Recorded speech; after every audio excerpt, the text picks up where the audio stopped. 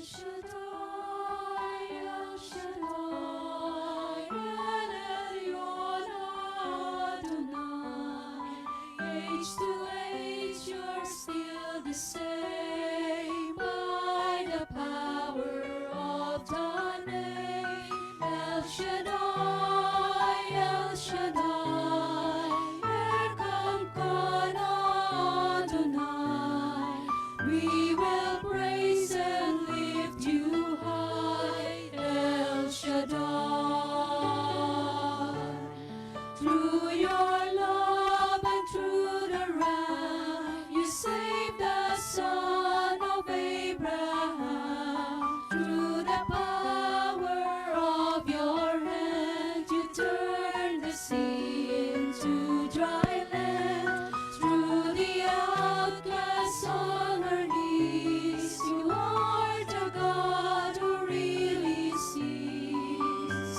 And by your might, you set your children free.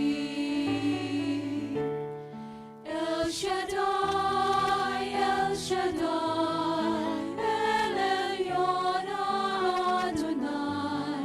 Age to age, you're still the same by the power of the name. El Shaddai, El Shaddai, Erkamkan Adonai. We will praise and lift you high, El Shaddai. Dakilang Diyos, Ama naming nasa langit, Diyos na makapangyarihan sa lahat. Sa iyo ang lahat ng kapurihan, kaluwalhatian, at sa pangalan ng bugtong mong anak na si Jesucristo ang aming tagapagligtas. Hallelujah. Through the years you made it clear that the time of Christ was near. Though the people could not see what Messiah ought to be, though your words contained a plan, they just could not understand. Your most awesome work was done through the frailty of your Son. El Shaddai, El Shaddai, El Elyon Adonai. Age to age, you're still the same by the power of the name. El Shaddai, El Shaddai, Erkamkan Adonai. I will praise you till I die. El Shaddai, El Shaddai, El Shaddai, Elyon Adonai. Age to age, you're still the same by the power of the name. El Shaddai, El Shaddai, Erkamkan Adonai. I will praise you till I die, El Shaddai.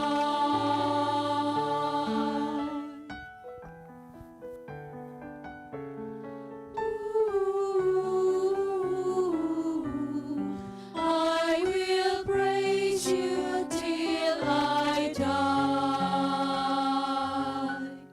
El Shaddai.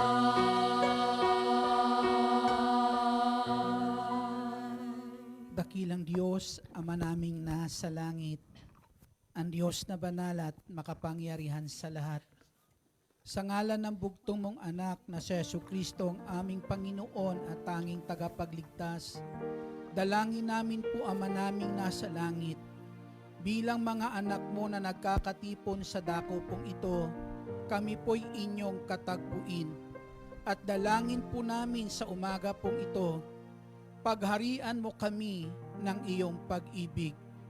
Dalangin namin, dakilang Diyos, mangusap ka sa bawat isa sa amin at kami makikinig sa iyo sa ngalan ni Jesus, sa ngalan ng Ama, ng Anak, ng Espiritu Santo.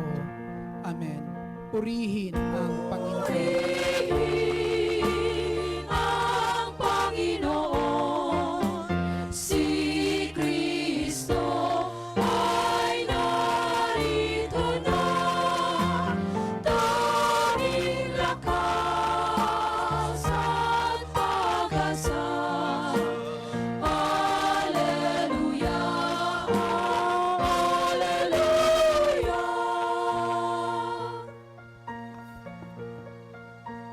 Purihin ang Panginoon, nagdiriwat sa paghinga. Nagagalak ang aking espiritu. Si Kristo ay narito na, liitan ay iwasan na, tayo ay tutulungan niya. Purihin ang Panginoon, si Kristo ay narito na, tanging lakas at pag-asa. Alleluia, Alleluia.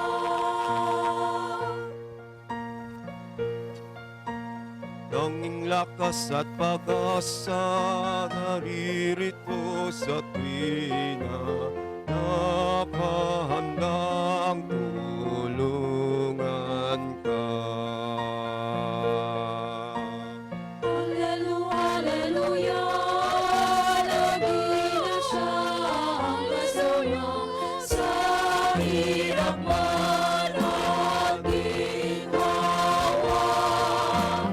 Purihin ang Panginoon, si Kristo ay narito na, tanging lakas at pag-asa. Alleluia, Alleluia.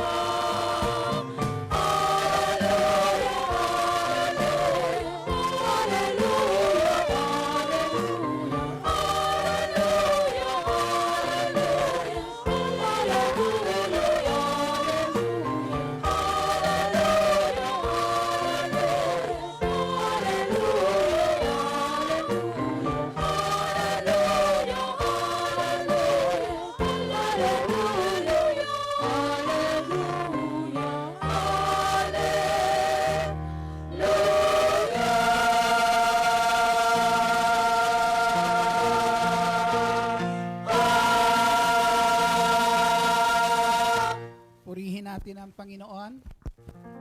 At ang mabuting balita ay ating tunghayan mula sa Ebanghelyo ng Panginoong Hesus ayon kay San Lucas, Kabanata 11, simula mga talata 1 hanggang sa susunod na mga talata. Pumasok si Jesus sa Jericho at naglakad sa kabayanan. Dooy may isang mayamang puno ng mga publikano na nagngangalang Sakeo. At pinagsikapan niyang makita si Jesus upang makilala kung sino ito. Ngunit siya ay napakapandak at dahil sa dami ng tao, hindi niya makita si Jesus. Kaya patakbo siyang nagpauna at umakyat sa isang puno ng sikomoro upang makita si Jesus na magdaraan doon. Pagdating ni Jesus sa dakong iyon, siya ay tumingala at sinabi sa kanya, Sakeo, bumaba ka agad, sapagkat kailangan kong tumuloy ngayon sa bahay mo. Nagmamadali siyang bumaba at tuwang-tuwang tinanggap si Jesus. Lahat ng nakakita nito ay nagbulong-bulungan. Nakikituloy siya sa isang makasalanan, wika nila. Tumayo si Sakeo at sinabi, Panginoon, ibibigay ko po sa mga dukha ang kalahati ng aking ari-arian. At kung ako'y may nadayang sinuman, 4 na ibayo ang isa sa uli ko sa kanya. At sinabi sa kanya ni Jesus, ang kaligtasay dumating ngayon sa sambahayang ito. Lipirin ni Abraham ang taong ito, sapagkat naparito ang anak ng tao upang hanapin at iligtas ang naligaw. Ito ang mabuting balita ng ating Panginoong Hesukristo. Papurihan natin ang ating Panginoong Hesus. Hallelujah! Sa kanyang lahat ng kapurihan, kaluwalhatian, ngayon at magpakailanman. Hallelujah! Bago po tayong umupo, ay sabihin niyo po, walang ititira liban sa pag-ibig ng Diyos. Ulitin niyo nga po. Walang liban sa pag-ibig ng Diyos. O, sige Amen. po, pwede na po silang maupo. Muli, isa po mapagpalang umaga po sa inyong lahat at Merry Christmas po sa inyong lahat. Sa Ebanghelyo po natin ngayon mga kapatid, nakita po natin dito po ay mayroong isang tao na kung saan po ay, ang tao po na ito ay hindi lang basta maliit na tao. Dito po si Zacchaeus mga kapatid, na sabi po, isa po siyang puno ng mga publikano at mayaman po siya sa lugar pong iyon. Amen? Mayaman po ang tao po na ito. Na kung saan po, si Zacchaeus po, sa kalalagayan niyang pagiging isang mayaman, sa kalalagayan niyang pagiging isang pinuno nung sandali po na yan ng mga publikano, mayroon siyang mithiin sa kanyang buhay. At ang tanging minimithi niya sa buhay niya nung sandaling iyan ay ang makita at makilala ang ating Panginoong Hesukristo. Mithiin niyo rin po ba yan sa buhay niyo? Na makita at makilala ang Panginoon. Kapag sang una nating minithi sa buhay po natin, susunod ang mga pagpapalang ating inaasahan sa ating Panginoong Hesukristo. Yun po yung kanyang mithiin sa buhay, ang makita at makilala ang ating Panginoong Hesus. Subalit mga kapatid, yung mithiin pong iyon, hindi ganon kadali po iyon para kay Zacchaeus. Unang-una, maraming hadlang. Anong isang hadlang? Ang isang hadlang po dyan mga kapatid ay si Zacchaeus ay pandak. Amen. Maliit na tao po siya, pandak po siya. Yan po yung tawag po nito, kahit anong yaman ni Zacchaeus, hindi nagawa ng paraan. Amen, nadugtungan yung kanyang height po, mga kapatid, sa Panginoong Hesus. Pangalawa po ay ganito, maraming tao. Ang tao ba'y hadlang para makilala natin ang Panginoong Hesus? Amen. Di po ba? Minsan, yung pag-uugali ng tao, mga kapatid, ay hadlang para makilala natin ang Diyos. Amen? Para makilala natin ang ating Panginoong Hesukristo. Minsan ang tao kung saan-saan tayo dinadala. Amen? Para na kung saan mailayo tayo sa Panginoong Hesus at hindi natin sa masumpungan at makilala sa buhay natin. Minsan yung mga pag-uugali po minsan ng mga taong sinasabing makadiyos. Amen. Minsan nagiging daan din para maging katitisuran ng mga taong nagmimiti, makalapit po sa Diyos. Tama o tama? Palakpakan po natin ang Panginoong Hesus. Hallelujah. Nasa atin po mga kapatid, yun po minsan maraming hadlang. Minsan yung mga taong mahal natin. Di ba? Na minsan hindi natin mapahindian sa buhay po natin na nagiging hadlang din. Sige, dumalo ka dyan sa gawain ni El Shaddai, iiwan kita. Di po ba? Minsan nagiging hadlang minsan para yung mithiin ng isang tao ay makilala ang ating Panginoong Hesukristo. Subalit kapatid, paano po nakilala ni Zacchaeus ang ating Panginoong Hesukristo? Mabilis ba si Brother Edgar? Hayaan nyo lang po. Amen. Kasi mabilis ang oras. Amen. Kaya kinakailangan habulin natin. Di po ba? Dito po, si Zacchaeus po, paano niya nakilala ang ating Panginoon? Ang sabi po, makikilala mo lang ang Diyos kung buong puso mo siyang hahanapin. Amen? Buong pusong paghahanap. Ito ba yung ginawa ni Zacchaeus? Si Sakeo po ay mayaman. Anong nagagawa ng isang taong mayaman? Sa isang taong mayaman, ang lahat ay nagiging madali. Amen. Sa isang taong mayaman, ang sabi po, ang mahirap para sa mahirap, sa mayaman ay madali po iyon. Hindi po mahirap po ron para sa isang mayaman, mga kapatid. At doon sa sandali pong iyan, si Sakeo po, bilang taong may katungkulan, amen, may katungkulan, yung sandali po na yan, isang pinuno, pwede niyang gamitin yung kanyang kapangyarihan para na kung saan madali niyang makita at makilala ang ating Panginoong Jesucristo. Pwede niyang gamitin yung kanyang kayamanan. Amen? Igasino lang naman si Sakeo po karoon ng handaan sa bahay nila para anyayahan ng Panginoong Hesus. Magpapakahirap pa ba siya? Hindi na, di po ba? Pero hindi po ginamit ni Sakeo yung kanyang kayamanan, yung kanyang kapangyarihan para makilala ang ating Panginoong Hesukristo. Purihin po natin ang ating Panginoon dahil hindi mo makikilala ang Diyos sa pamamagitan ng kayamanan mo. Hindi mo makikilala ang Diyos sa pamamagitan ng anumang kapangyarihan mayroon ka sa daigdig pong ito. Purihin po natin ang ating Panginoong Jesucristo.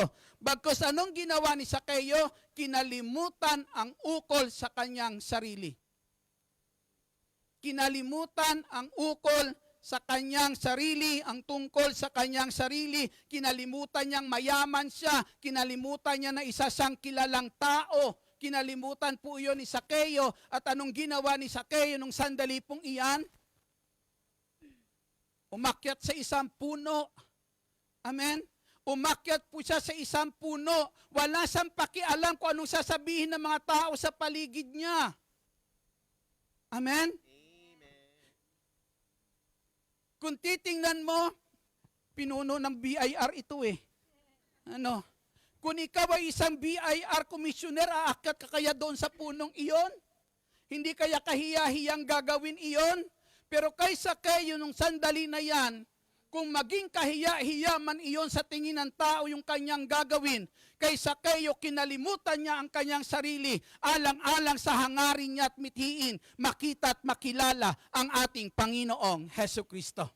Purihin po natin ang ating Panginoon. Bigyan niyo pong mainam na papuri sa Diyos para po sa Kanya iyan.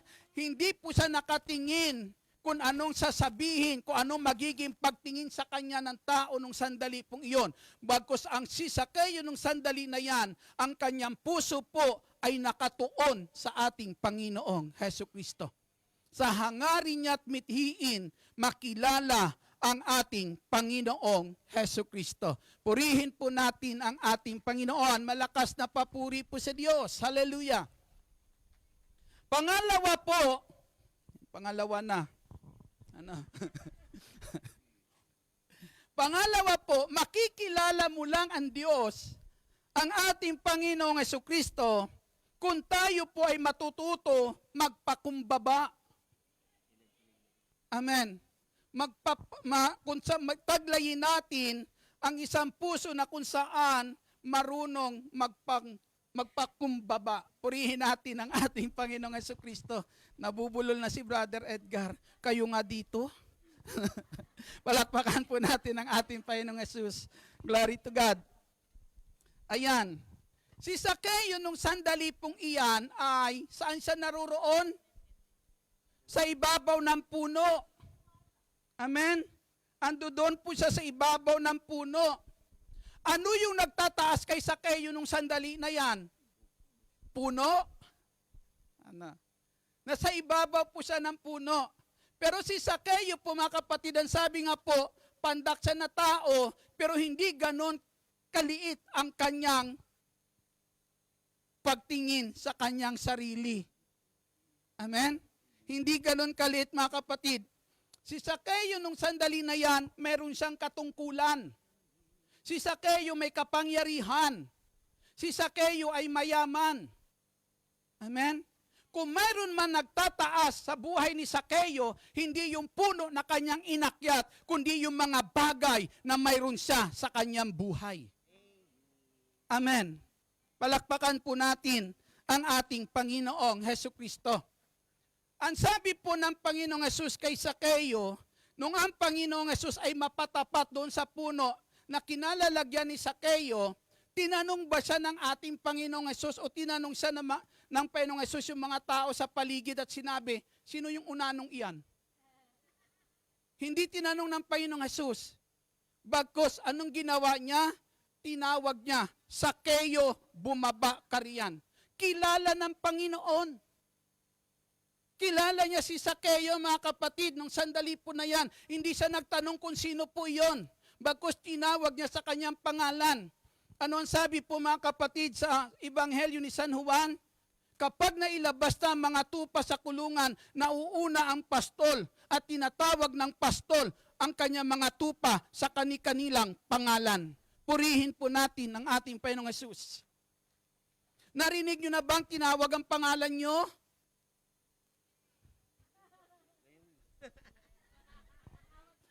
Amen? Pero isang katotohanan mga kapatid, hindi man ng Diyos binanggit ang pangalan mo, pero nung marinig mo ang salita ng Diyos at nasabi mo, ako ang kinakausap ng Diyos, yun ay panawagan ng Diyos sa'yo. Amen. Kaya ipinarating sa iyo ng Diyos ang mensahe na yon, naramdaman mo yon. Bakit kapatid? Dahil kilala ka ng ating Panginoong Hesukristo. Purihin po natin ang ating Panginoon. Kung hindi ka kilala ng Diyos, hindi ka niya dadalhin dito. Amen. Kaya ka naririto ngayon, kabilang ka sa gawain na to ng ating dakilang El Shaddai dahil kilala ka ng Diyos. Tinawag ka niya para dalhin sa gawain pong ito. Sabihin mo, salamat sa Diyos. Purihin po natin ang ating Panginoong Hesus. Malakas na papuri po sa Diyos. Hallelujah. Ang sabi po ng Panginoon kay Sakeo, bumaba ka kaagad. Kung titinan mo sa puno, si Sakeo na sa taas. Amen? Pero alam po natin, hindi yung puno ang nagtataas kay Sakeo, kundi may mga bagay o may mga taglay si Sakeo sa buhay niya na siyang ang nagtataas sa kanya. Amen? Kung ang nagtataas kay Sakeo ay yung kanyang kayamanan, yung kanyang kapangyarihan, yung kanyang katungkulan nung sandali na yan bilang pinuno, mga kapatid, sa ating Jesucristo, maari sinasabi ng ating Panginoong Hesus, bumaba ka dyan sa katungkulan mo, bumaba ka dyan sa kapangyarihan mo, bumaba ka dyan sa kayamanan mo, hindi mo masusumpungan ang Diyos diyan. Wala diyan ang Diyos sa mga bagay na iyan. Amen. Palakpakan, papurihan natin ang ating Panginoon Kristo. Hallelujah. Glory to God. Kaya pinabababa po doon si Sakeo, mga kapatid. Ito po minsan ang isang napakalungkot na bahagi ng buhay natin bilang Kristiyano. Si Kristo pinipilit tayong abutin ng Panginoong Hesus. Pero nahihirapan siyang abutin tayo. Bakit nahihirapan siyang abutin tayo? Kasi si Kristo iniwan yung napakataas na langit. Iniwan niya yung mataas na kalalagayan. Amen. Bumaba sa lupa para abutin tayo.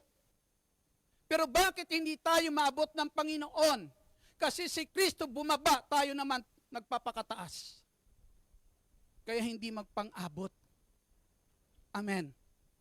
Kaya sabi ng Panginoong Jesucristo kay Sakeo, gusto mo magpang-abot tayo? Gusto mo magtagpo tayo?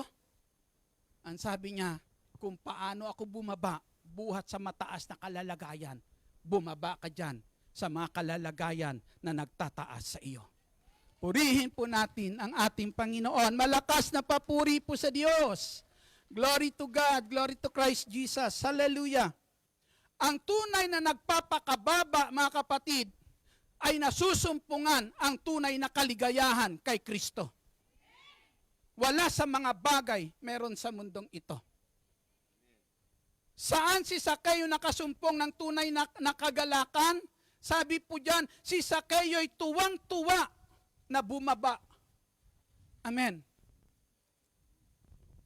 Naranasan lang ni Sakeo ang tunay na kagalakan sa buhay niya nung siya'y magpakababa at sila'y nagpanagpo ng ating Panginoong Heso Kristo. Palakpakan po natin ang ating Panginoon. Kaya ang tunay na nagpapakababa ay nakakasumpong ng tunay na kagalakan, kaligayahan sa ating Panginoong Heso Kristo. Taas nga po ang lahat ng masaya ang buhay, puno ng kagalakan. Talaga yung sigaw nyo, Paskong Pasko na. Palakpakan po natin ang ating Panginoong Hesus. Glory to God. Hallelujah. Sabi nga, sa Diyos mo hanapin ang kaligayahan at ang pangarap mo ay iyong makakamtan. Amen. Oo nga naman. Kung wala kaya si Lord, saan kaya tayo kaya ngayon? Amen. Pero alam po natin na kahit anong pagsubok meron sa buhay natin, andidiyan yung tagumpay dahil kasama natin ang ating Panginoong Heso Kristo. Purihin po natin muli ang ating Panginoong Jesus. Hallelujah. Paano niya nakilala ang Panginoong Jesus? Ang sabi po diyan, dahil pinatuloy niya sa kanyang tahanan. Pinatuloy niya sa kanyang tahanan.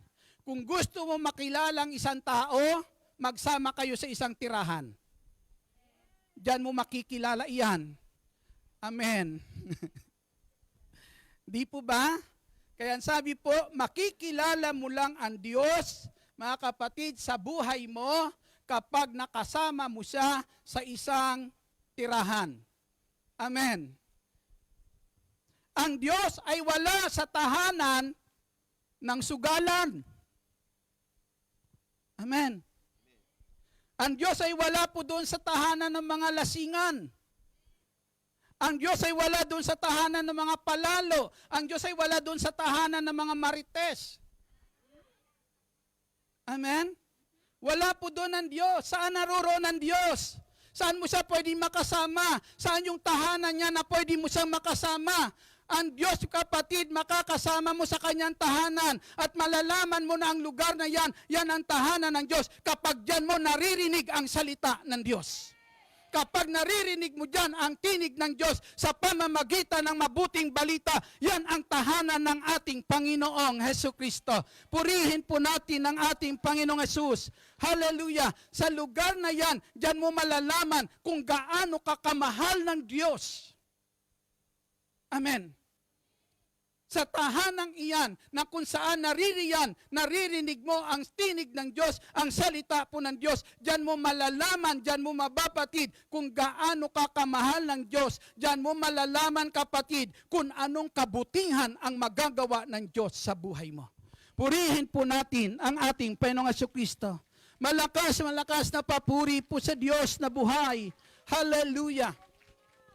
Nung tanggapin po ni Sakeo, mga kapatid, ang ating Panginoong Jesucristo sa kanyang tahanan, doon natuklasan ni Sakeo, mga kapatid, yung kabutihan na yan, yung pagmamahal na yan, na kung saan ipinapadama ng Diyos sa lahat ng tao, yung kabutihan na gusto po na gawin ng Diyos sa atin, lahat iyan ay natuklasan ni Sakeo sa Panginoong Jesus nung tanggapin niya sa kanyang tahanan ang ating Panginoong Jesucristo. Purihin po natin ang ating Panginoon. Hallelujah!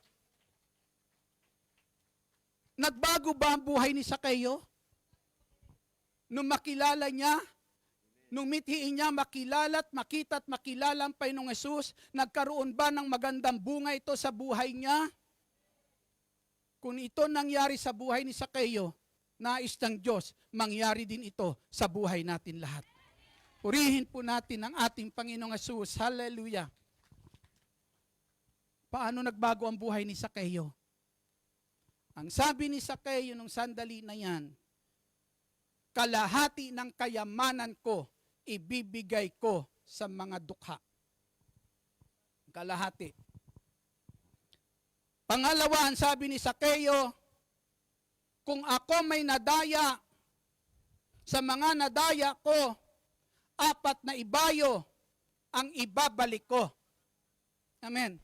4 na ibayo ang ibabalik ko. Ang sabi niya, parang sinasabi ni Sakeo, ubos na kung ubos. Amen. Ang mahalaga kay Sakeo nung sandali na yan, hindi na yung kayamanan na taglay niya nung sandali na yan. Kaya para kay Sakeo, hindi bali walang matira. Ang mahalaga, ang pag-ibig ni Kristo, madala niya sa puso ng bawat tao. Madala niya sa puso ng bawat tao, mapaghari sa puso ng bawat tao ang pag-ibig ng ating Panginoong Hesukristo. Yun ang nais ni Sakeo nung sandali po na yan. Nung madama niya nung sandali na yan, paano siya kamahal ng ating Hesukristo, kung paano nagdulot ng kaligayahan ang pagmamahal na ipinadama sa kanya ng Hesukristo, nais ni Sakeo, ito ay madama ng lahat ng tao sa kanyang paligid. Purihin po natin ang ating Panginoong Hesus. Malakas, malakas na papuri para sa ating Panginoong Hesukristo.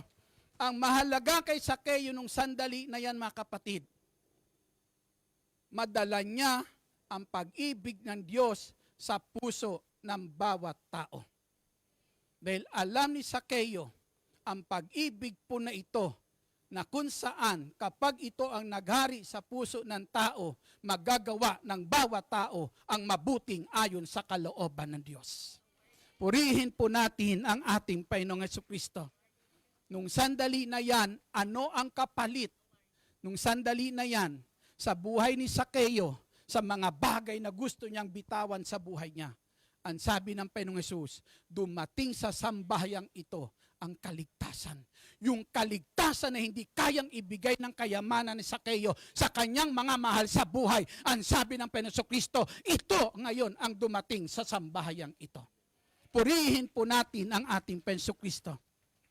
Na yung pagtanggap ni Sakeo sa ating Panginoong Hesus ay nagiging daan para dumaloy sa kanyang sambahayan ang tunay na biyaya na kaloob sa atin ng Diyos sa pamamagitan ng Panginoong Hesukristo. Amen. Ang kaligtasan na wala sa mga bagay, mayroon sa daigdig po na ito. Mga kapatid, sa ating Panginoong Hesukristo, sa mga sandali pong ito, mga kapatid,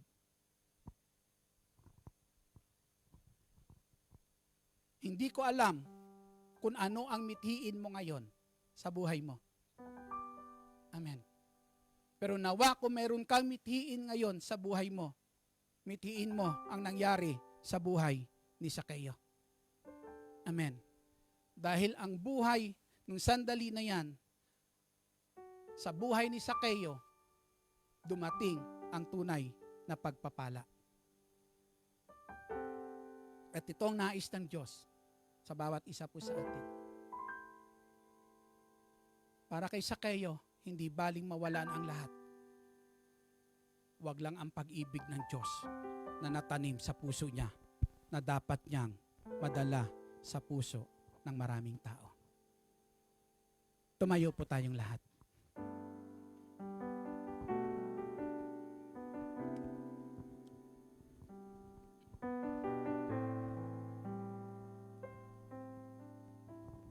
Buong pusong paghahanap ang ginawa ni Sakeo.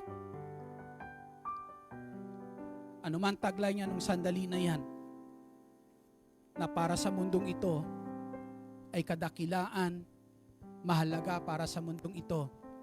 Pero ang lahat na yon, kinalimutan ni Sakeo. Mabuksan lang ang puso niya para makilala at matanggap si Kristo sa kanyang buhay. At itong nais ng Panginoong Hesus sa Kapaskuhan pong ito. Ang tunay na regalo ng Diyos sa atin, si Kristo.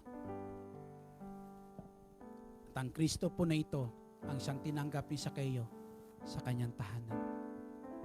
Pikit natin ang ating mga mata, yuko po natin ang ating mga ulo, lagay niyo po sa tapat ng puso niyo po yung dalawang kamay.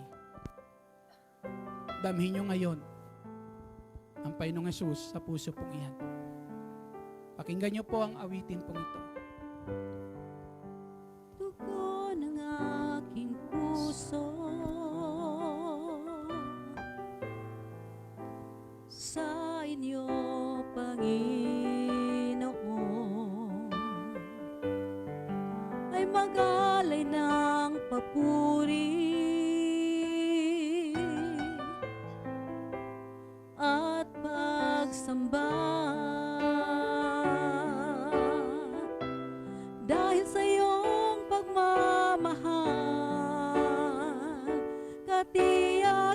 sa buhay ko'y taglay.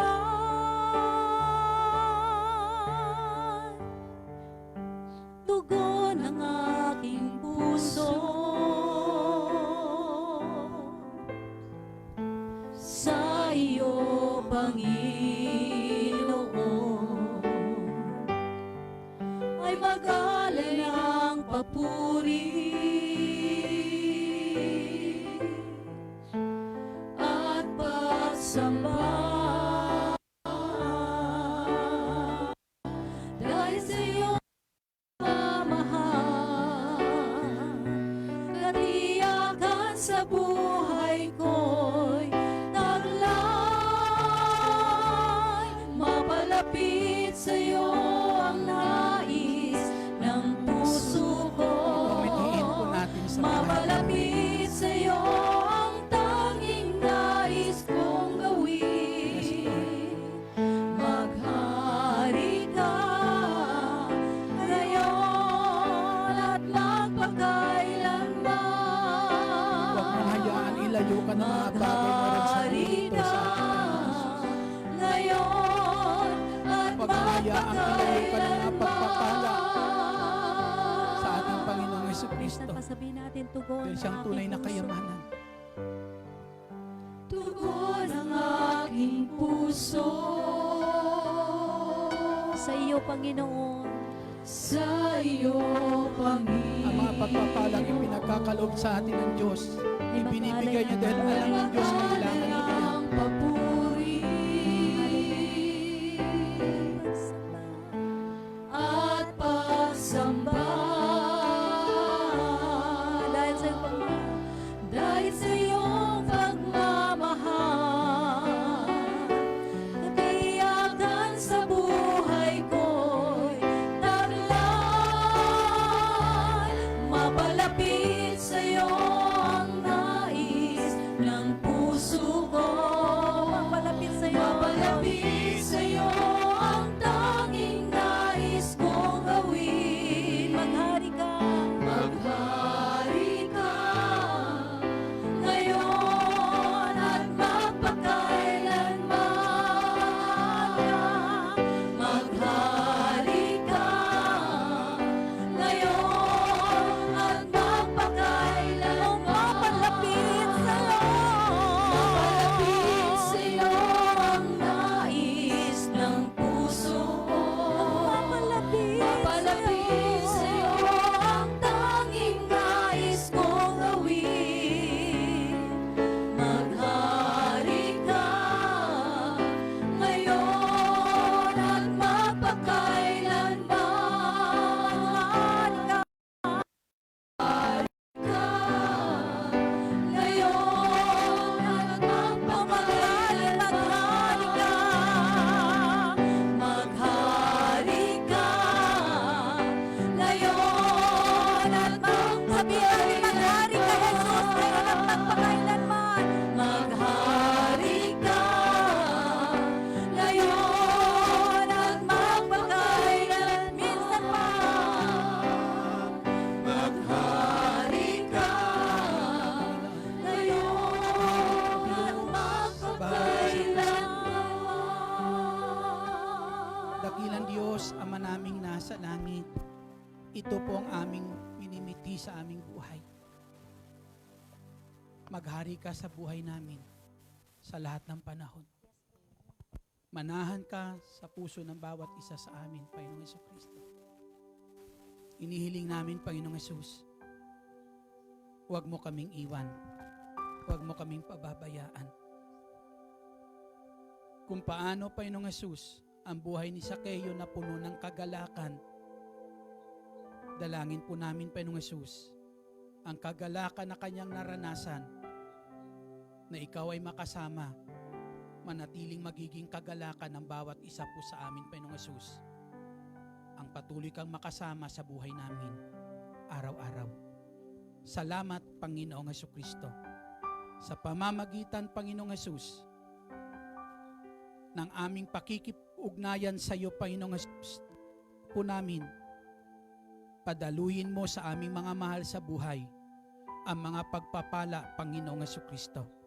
kung paano mo pinadaloy sa buhay ni Sakeo at sa kanyang mga mahal sa buhay, O Diyos, ang biyaya ng kaligtasan. Dalangin namin dakilang El Shaddai, kamtan ito ng aming mga mahal sa buhay. Kamtan ng mga mahal namin sa buhay ang mga pangako mo, Panginoong Hesus, ang mabubuting bagay, Panginoong Hesukristo, na iyong pangako sa amin. Salamat, Panginoong Hesus. Salamat. Tulad ng iyong pangako, Ama, huwag mo kaming iwan. Huwag mo kaming pababayaan. Patuloy po kaming susunod sa banal mong kalooban. Sa ngalan ng Ama, ng Anak, ng Espiritu Santo.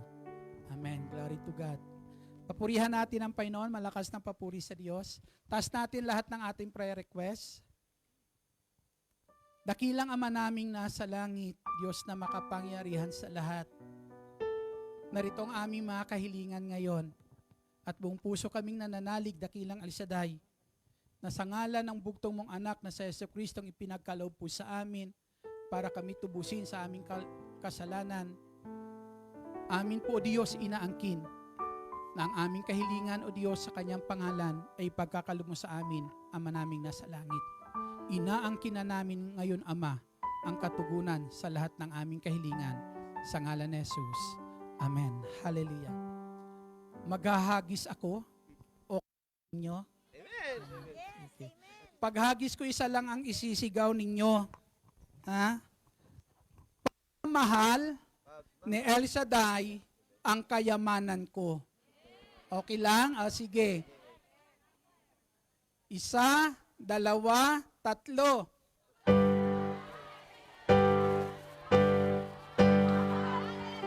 Purihin po natin ang Panginoon. Malakas, malakas na papuri sa Diyos na buhay. Merry Christmas po sa inyong lahat. Amen.